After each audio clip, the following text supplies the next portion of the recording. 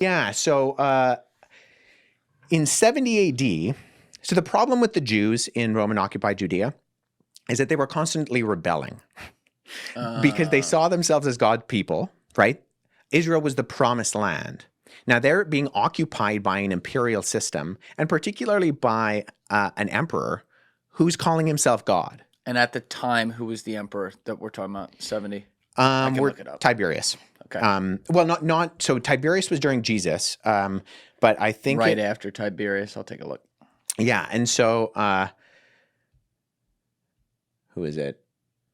Does it say? I just see spouses right now. What? Oh, successor, Caligula. Yes. So okay.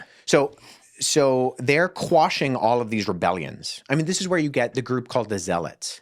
So there were different groups, factions of Judaism. So if you ever read the Gospels, you're going to come up with groups like the Sadducees and the Pharisees and the Zealots. The Zealots were basically, I mean, there's a reason why we have that word in English. We've kind of imported it, is they were a group of very hyper-religious Jews who just basically believed that they were going to force the Romans out.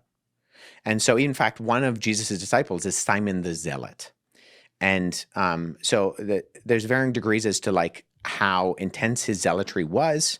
Part of the complicatedness of who he was that one of the other disciples was a tax collector. Levi or Matthew was a tax collector.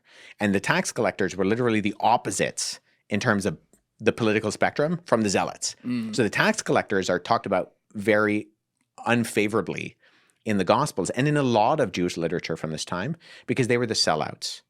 Not only were they seen as working for Rome, but they were actually collecting the money from the people that was funding the occupation.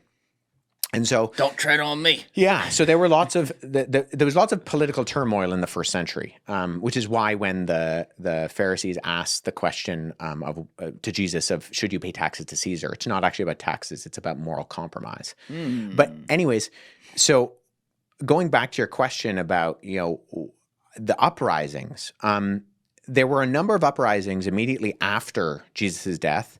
And the one that really hit its peak culminated in the destruction of Jerusalem. So the Romans go in 70 AD, and they say, we've had enough of this. They sack Jerusalem, and they destroy the temple.